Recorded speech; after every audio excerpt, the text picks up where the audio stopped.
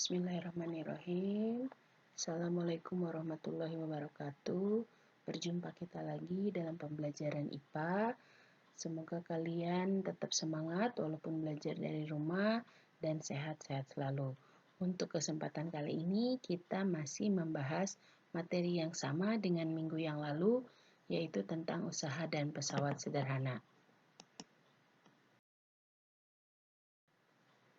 Pada minggu lalu, kalian sudah mempelajari mulai dari pengertian usaha dan pesawat sederhana jenis tuas dan atau pengungkit. Untuk kesempatan kali ini, kita akan melanjutkan materi tentang jenis-jenis pesawat sederhana, yaitu bidang miring, gear, dan katrol, serta prinsip kerja pesawat sederhana pada otot dan rangka. Untuk yang pertama, kita mulai tentang bidang miring. Apa itu bidang miring? Bidang miring adalah bidang yang dibuat miring. Misalnya, kita mau menaikkan beban yang cukup berat ke atas truk. Nah, untuk mempermudah mengangkut barang tersebut, biasanya kita menggunakan papan yang dibuat miring. Prinsip dari bidang miring bisa kalian lihat pada gambar berikut. Ini ada benda, kemudian W itu adalah bebannya, kemudian F itu adalah kuasanya atau gayanya, S ini adalah panjang bidang miringnya, dan H itu ketinggian benda ke atas H-nya. Nah, dari prinsipnya sama, keseimbangan F dikali S sama dengan W dikali H. Dengan keuntungan mekaniknya, Km sama dengan W per F atau S per H. Untuk lebih jelas, kita lihat contoh soalnya. Berikut ini adalah contoh soalnya. Berapa besar usaha yang dilakukan seorang yang menarik benda seberat 40 Newton pada bidang miring tersebut. Di sini kita lihat gambarnya, ada seseorang yang sedang menarik benda dengan berat 40 Newton. Berarti diketahui dari soal tersebut, W-nya 40 Newton, kemudian panjang bidang miringnya adalah 2 meter, S-nya 2 meter, H-nya ketinggiannya adalah 1 meter. Yang ditanyakan berapa besar gayanya. Kemudian kita jawab dengan menggunakan persamaan W dikali H sama dengan F dikali S. Tinggal masukkan nilainya, W-nya 40, H-nya 1, F yang kita cari dan S-nya adalah 2. Sehingga F sama dengan 40 dikali 1 dibagi 2. F sama dengan 40 dibagi 2, F sama dengan 20 Newton. Berarti untuk mengangkat beban yang beratnya 40 Newton, kita hanya membutuhkan gaya 20 Newton jika kita menggunakan bidang miring. Sehingga keuntungan mekaniknya atau Km-nya sama dengan W dibagi F. W-nya 40, F-nya 20. 40 dibagi 20 sama dengan 2. Untuk bidang pesawat sederhana selanjutnya adalah roda bergigi atau gear. Ini biasa kita temukan, contoh yang paling sederhana adalah pada sepeda. Bahwa pada sepeda ada dua bagian gearnya, yaitu ada gear yang bergerigi kecil dan gear bergerigi besar. Keuntungan mekanis gearnya, di sini bisa lihat Km sama dengan R per R. R besar. R besarnya itu jari-jari gear yang besar, R kecilnya adalah jari-jari yang kecil. Untuk pesawat sederhana selanjutnya yaitu adalah katrol. Katrol ini sering kita gunakan dalam kehidupan sehari-hari. Katrol berdasarkan jenisnya ada 3, ada katrol tetap, ada katrol bebas, ada katrol majemuk. Katrol tetap ini katrol yang rollnya tidak ikut bergerak, hanya talinya saja yang bergerak. Sedangkan kalau katrol bebas, rollnya yang bergerak. Kalau katrol majemuk itu atau sistem katrol yaitu yang rollnya lebih dari 1. Untuk lebih jelasnya tentang katrol kita akan melihat satu persatu. Di sini bisa kalian lihat masih jenis-jenis katrol. Tadi katrol tetap, katrol bergerak, katrol majemuk atau sistem katrol. Gambarnya ada, bisa kalian bedakan. Kemudian keuntungan mekanisnya untuk katrol tetap ini keuntungan mekanisnya hanya satu, dia hanya merubah arah gaya saja, yang tadinya ke atas menjadi ke bawah. Sementara untuk katrol bergerak, keuntungan mekaniknya adalah 2. Untuk katrol majemuk, keuntungan mekaniknya ini tergantung dari banyak tali yang menopang bendanya. Makin banyak tali yang menopang bendanya, keuntungan mekaniknya akan semakin besar.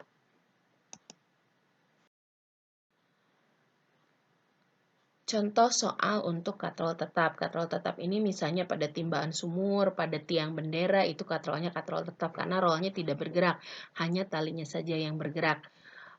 Contoh soal di sini, logam yang besarnya 250 Newton diangkat dengan katrol tetap. Hitunglah besar kuasanya.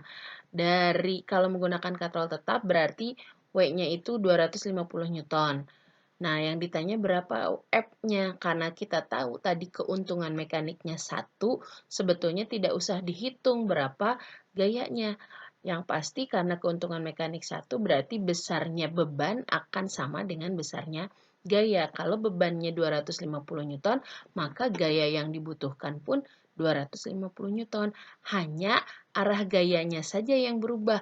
Tadinya ke atas karena menggunakan roll ditarik menjadi ke bawah. Jadi kalau ada soal tentang katrol tetap, tidak usah dihitung, tinggal lihat berapa bebannya, maka gayanya pun sama, besar gaya pun sama dengan besar beban, karena keuntungan mekaniknya 1.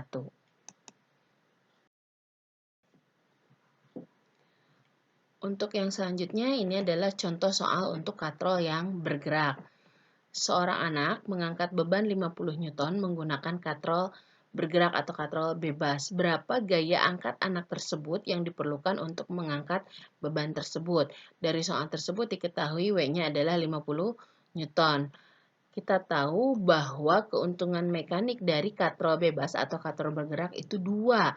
Jadi besar gayanya tinggal dibagi 2 saja. Kalau bebannya 50 Newton, berarti besarnya gaya adalah 50 dibagi 2 sama dengan 25 Newton, setengahnya. Jadi, karena keuntungan mekaniknya 2, maka dengan menggunakan katrol bebas atau katrol bergerak, gaya yang dibutuhkan lebih kecil daripada menggunakan katrol tetap. Untuk yang selanjutnya, ini adalah contoh soal dari katrol yang majemuk atau sistem katrol.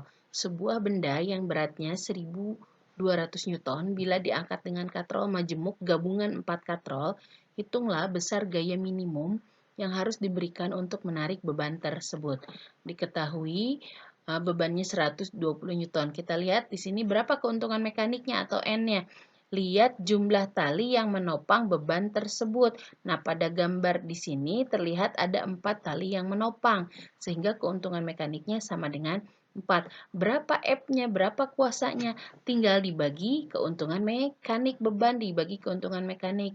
Bebannya 1200 Newton, keuntungan mekaniknya 4, berarti besarnya kuasa 1200 Newton dibagi 4 sama dengan 300 Newton. 300 Newton. Jadi lebih ringan untuk mengangkat beban 1200 Newton, gaya yang dibutuhkan hanya 300 Newton dengan menggunakan sistem katrol. Nah, untuk materi selanjutnya, ini adalah tentang prinsip kerja pesawat sederhana pada otot dan rangka. Kalian perhatikan ada 2 gambar, gambar A dan gambar B.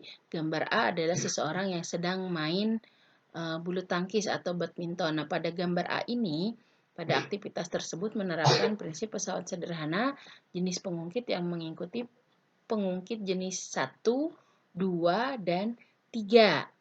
Kemudian yang gambar B, ini seseorang yang sedang mendorong beban ke atas truk.